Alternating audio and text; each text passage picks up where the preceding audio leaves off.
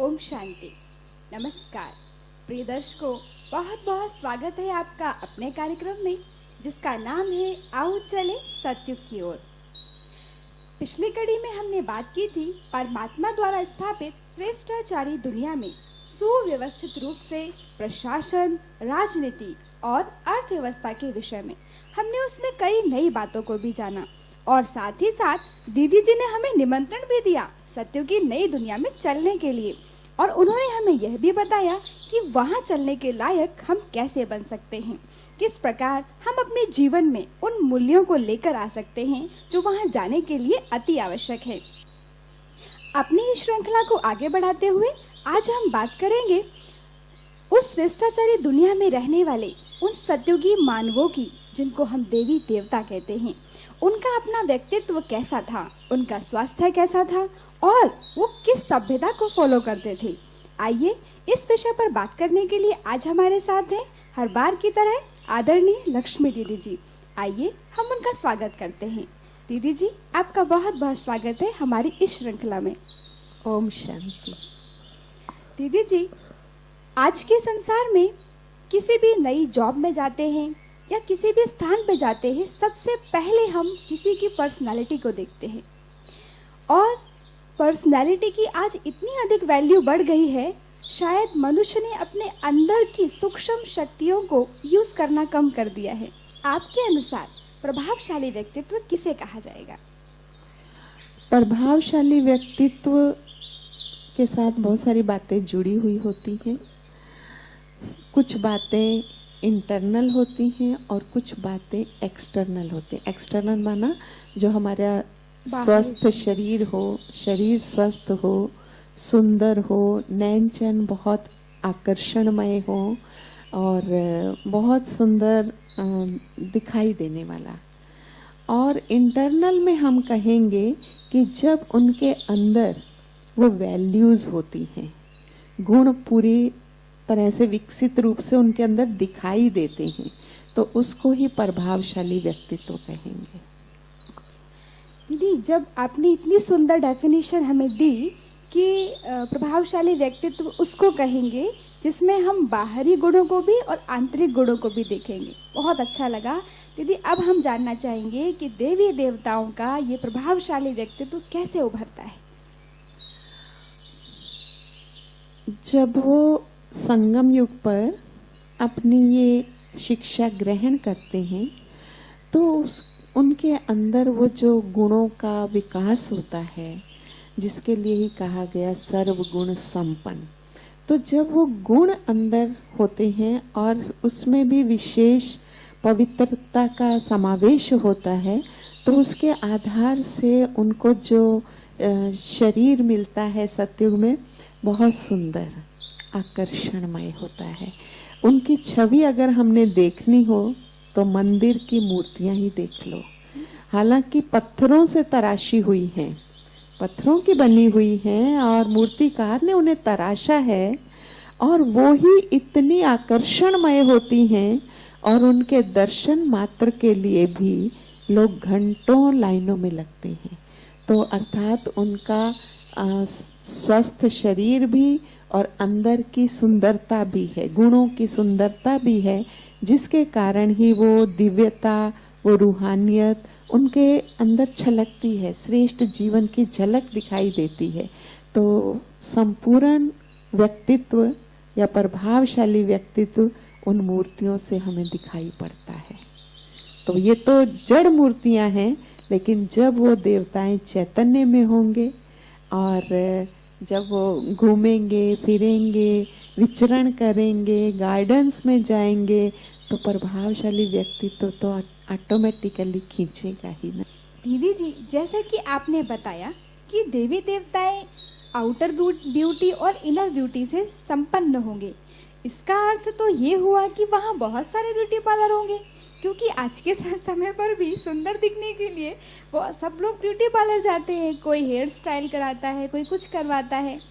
तो वहाँ देवी देवताएं जब इतने सुंदर हैं तो पक्का वहाँ कुछ ना कुछ सौंदर्य प्रसाधन भी वही यूज करते होंगे।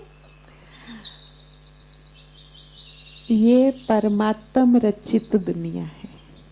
सत्युग परमात्म रचित दुनिया है और इस दुनिया को लाने से पहले परमात्मा ने इनको ज्ञान और योग से इतना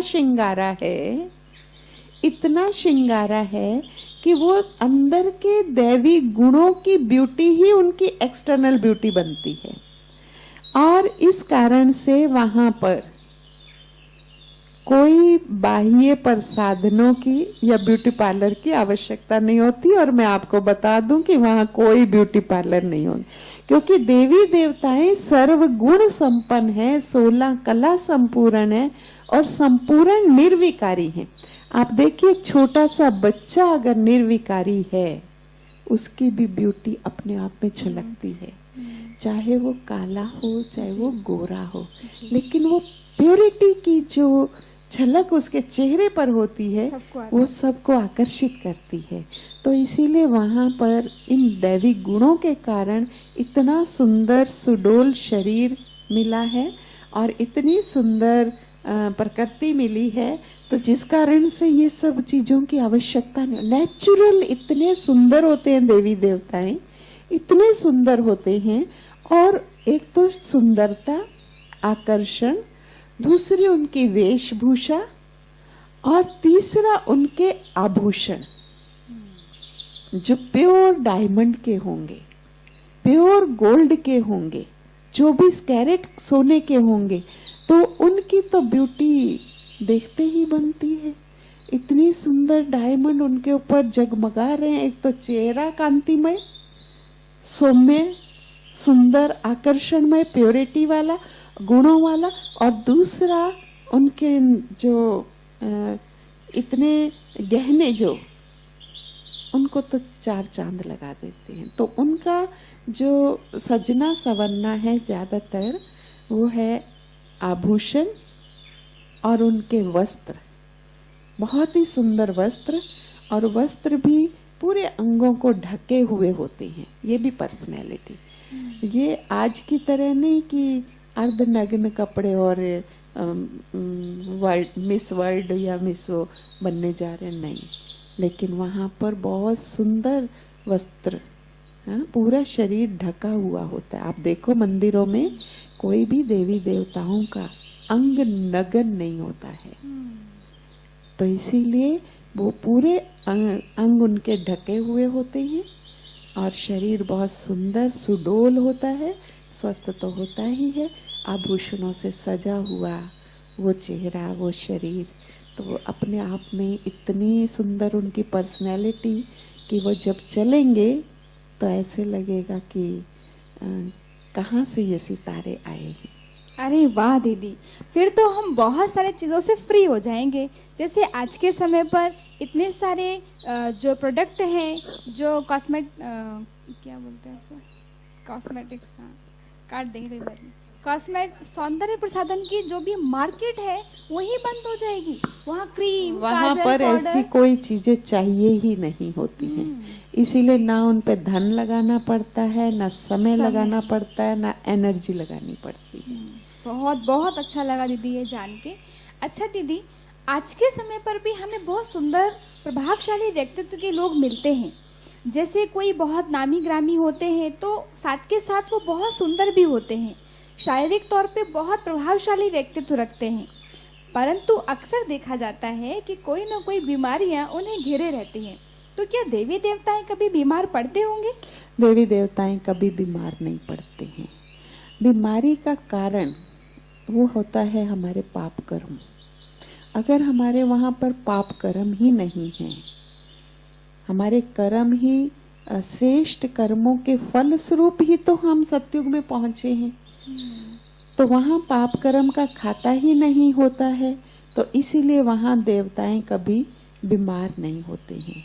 और आपने देखा होगा कि देवताओं को कभी चश्मा नहीं लगा हुआ होता, देवताओं के कभी नी ट्रांसप्लांट नहीं होते, देवताओं को कभी हार्ट अटैक नहीं होते, 150 वर्ष की आयु जीते हैं लेकिन कभी हार्ट अटैक नहीं होते। उनको हेयरिंग एड भी नहीं लगानी पड़ती हैं, डेंचेस भी नहीं लगाने पड़ते हैं कि उनके दांत टूट जाए, नहीं, उनके पूरी आयु तक पूरा शरीर बिल्कुल स्वस्थ होता है, बिल्कुल सुडौल होता है।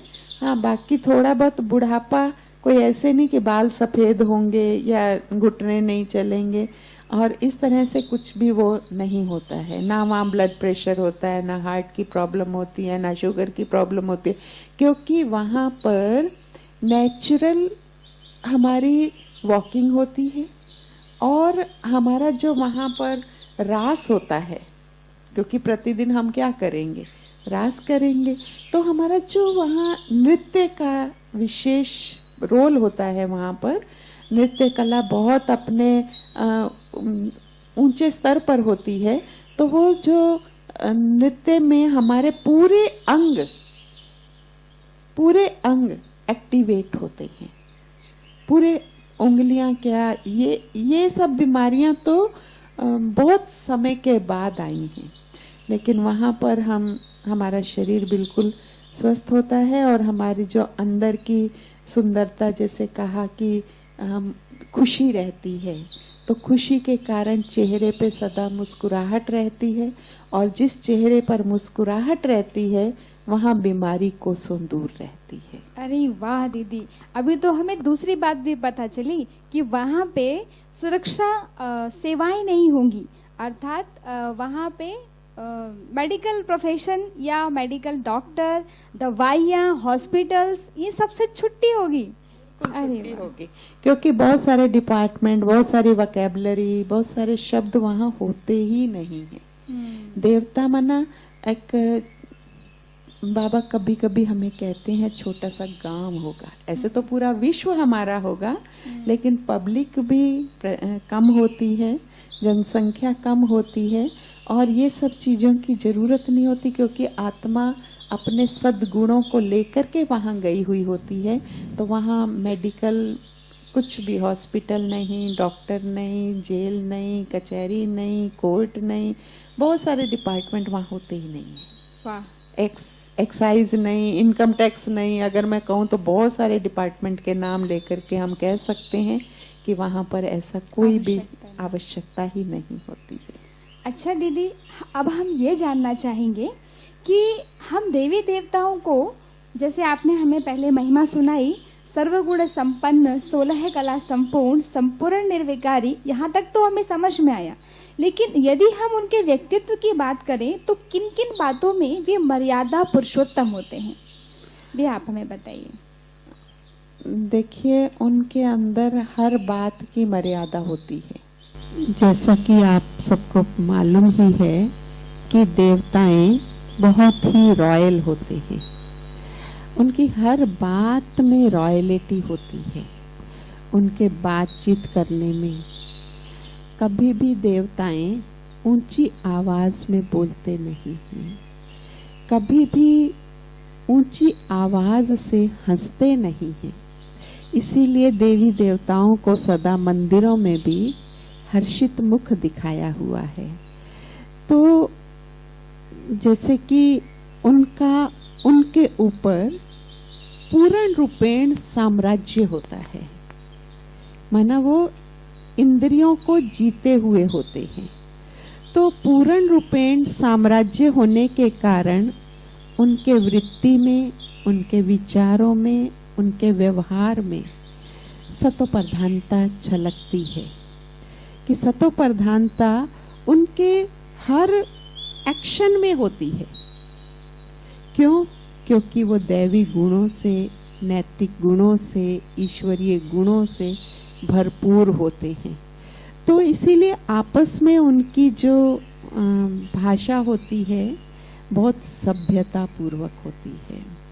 स्नेह की तो होती ही है, लेकिन स्नेह के साथ साथ उनकी भाषा शैली भी बड़ी मर्यादा संपन्न होती है।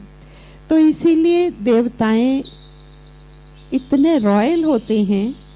तो उनके जो डबल ताज होता है, एक ताज तो आप सभी को मालूम है रतन जड़ित होता है, जो हीरो से सजा हुआ और चमकता दमकता ही रहता है, और उसके साथ साथ ये दैवी गुण होने के कारण, इतनी सभ्यता होने के कारण वो दूसरा ताज भी उनका जैसे कि दिखाई देता है। वो ताज है लाइट का ताज, वो ताज है पवित्रता का ताज, वो ताज है वहाँ की सभ्यता का ताज, वो ताज है वहाँ की अलौकिकता का ताज। तो वहाँ पर डबल ताजधारी देवताएं होते हैं, तो उनका मन में जब बहुत ही प्यार है, सम्मान है, तो वो हर एक के साथ, छोटा हो बड़ा हो बुजुर्ग हो बच्चा हो, हर एक को सम्मान के दृष्टिकोण से देखते हैं और बहुत ही आदर और सम्मान से शब्द प्रयोग करते हैं। शब्दावली भी उनकी बड़ी, भाषा शैली जो है उनकी बड़ी उच्च कोटि की होती है। तो इसीलिए वहाँ चाहे कोई बिजनेस भी करते हैं या लेन देन भी करते हैं, व्यवसाय करते हैं, लेकिन उनकी भाषा शैली बहुत ही उच्च कोटि की होती है। तो ये वहाँ का विशेष सभ्यता ही इसे कहेंगे। बहुत अच्छा दीदी, इतनी ऊंच सभ्यता को सुनने के बाद हम उनके आपसी संबंधों के विषय में जानना चाहेंगे। उनके आपसी संबंध में देखो, संबंध कहाँ बिगड़ते हैं?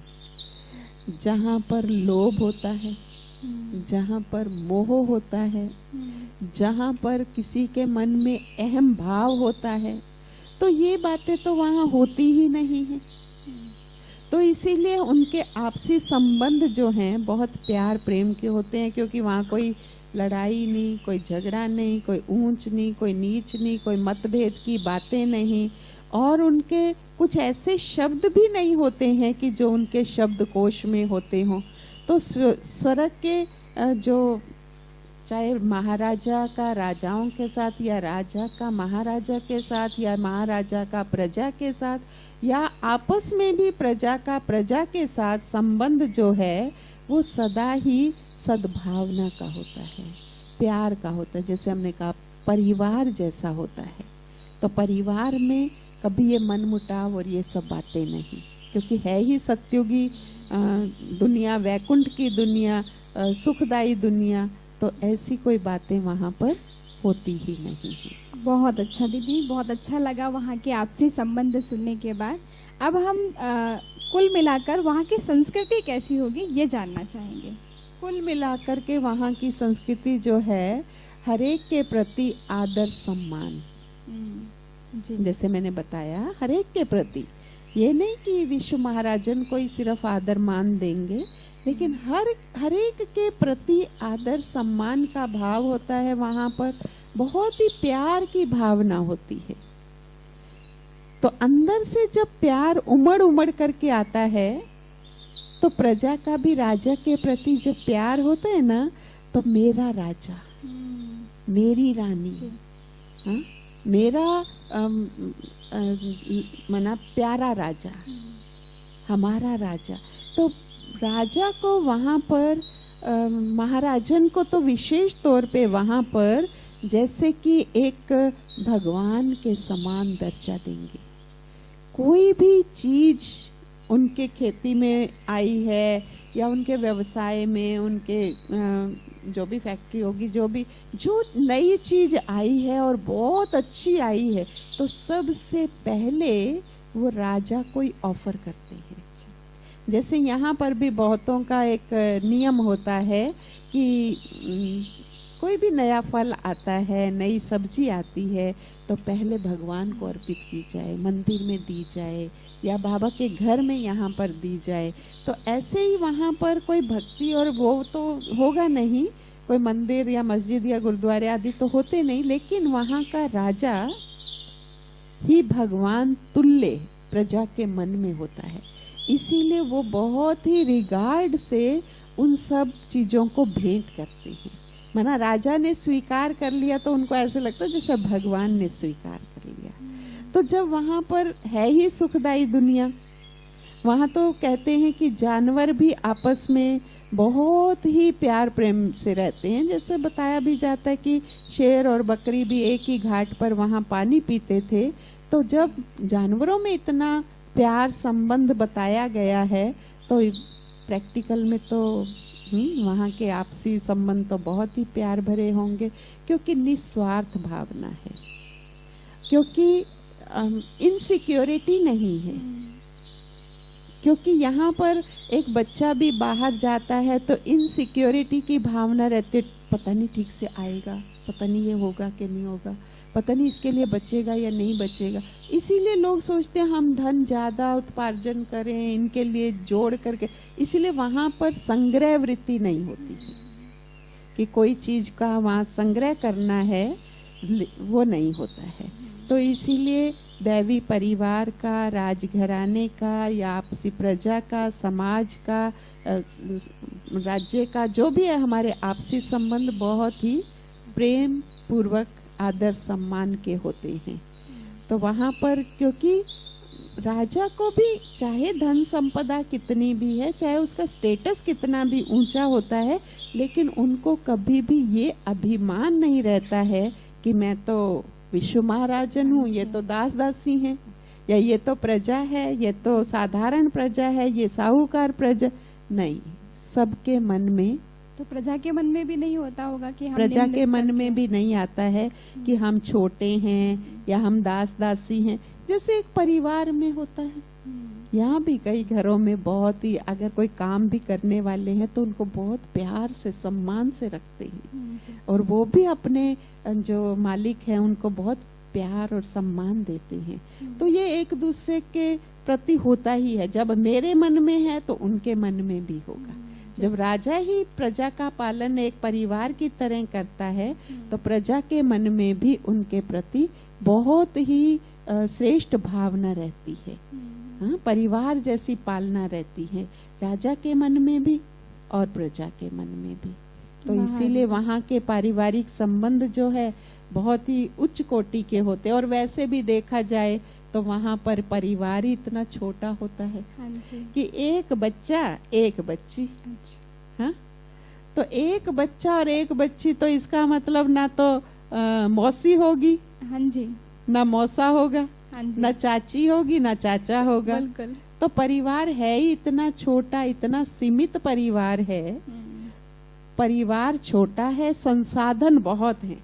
हाँ जी, परिवार छोटा और सुख सुविधा के साधन बहुत हैं। यहाँ अपोजिट होता है दीदी। तो यहाँ पर जब परिवार छोटा है, संसाधन खूब हैं, तो इसलिए शायद कहा गया है छोटा परिवार सुख का आधार।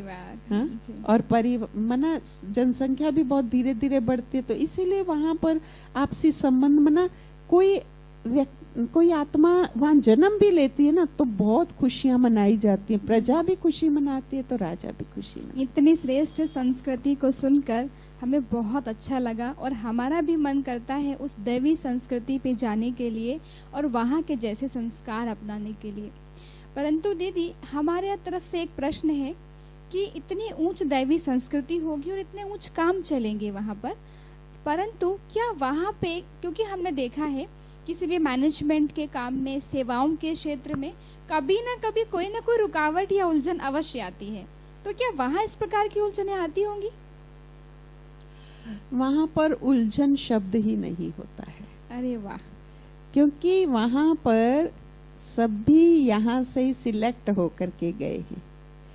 दैवी गुणों से संपन्न आत्माएं ही वहाँ जाती हैं, वहाँ पहुँचती हैं। तो इसीलिए उलझन शब्द वहाँ होता ही नहीं, शब्दकोश में ही नहीं होता है। तो उलझने तो कुछ होती ही नहीं है। बाकी हाँ, वहाँ चर्चाएं जरूर होंगी।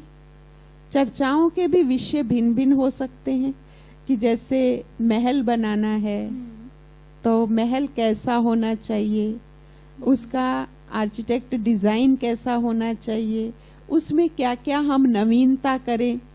हाँ, और क्या चर्चा हो सकती है कि कौन से स्थान पर कौन सी वस्तु अधिक है, उसको किस तरह से दूसरे शहर में, राज्य में ट्रांसफर किया जा सकता है, या उसका यूज कैसे, बेस्ट यूज कैसे किया जा सकता है, विमान कैसे बनाए जाएं, विश्व महाराजन विश्व महारानी का विमान कैसा हो और साधारण प्रजा के विमान कैसे हों, और उसके साथ साथ कपड़े वस्त्र कैसे हों, क्योंकि विश्व महारानी के तो अलग ही स्टाइल के होंगे ना। बिल्कुल। सतयुगी देवी देवों का महाराज हो रहा है। सतयुगी देवी देवों का महाराज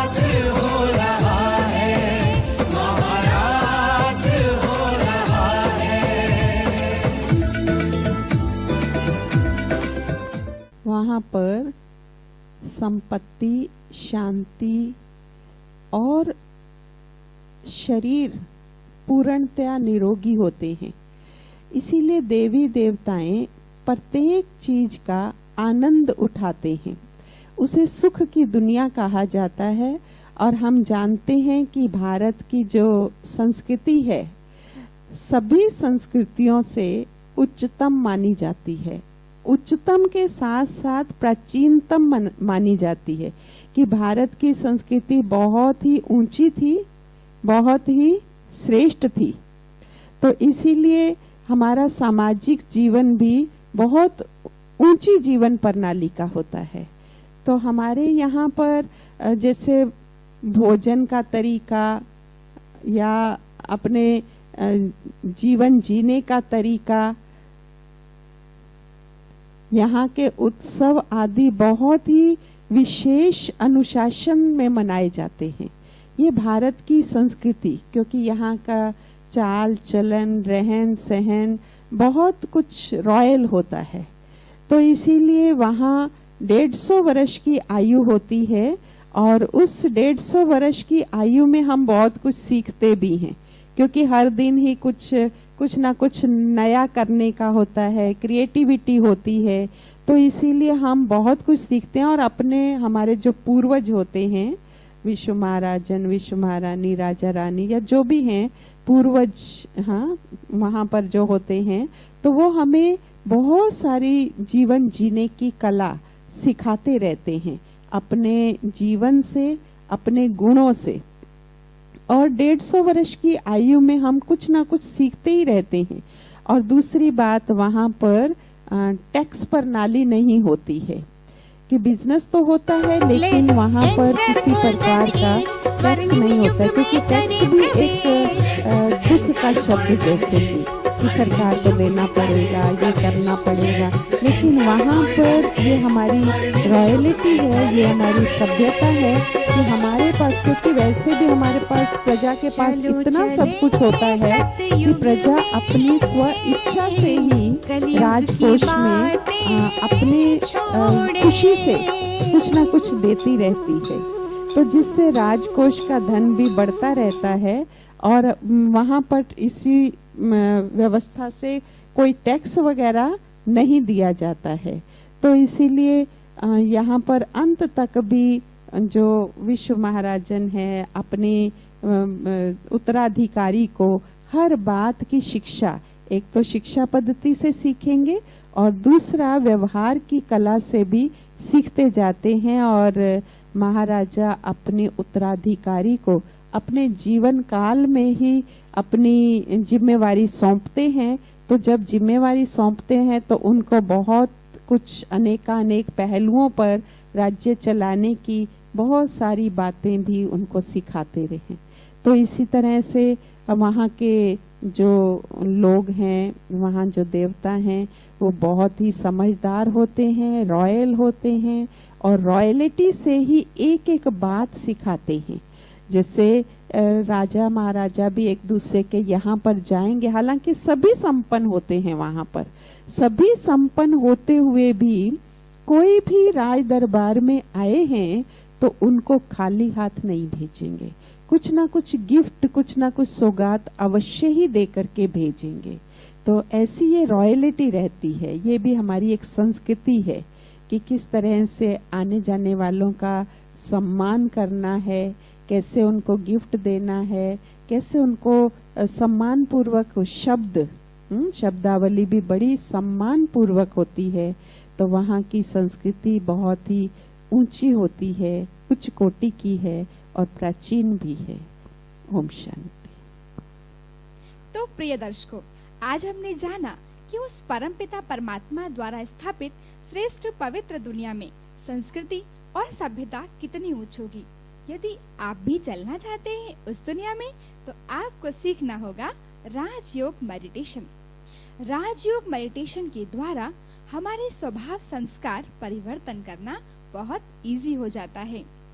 तो तब तक के लिए दीजिए इजाजत और सीखिए राजयोग ध्यान। नमस्कार, ओम शांति।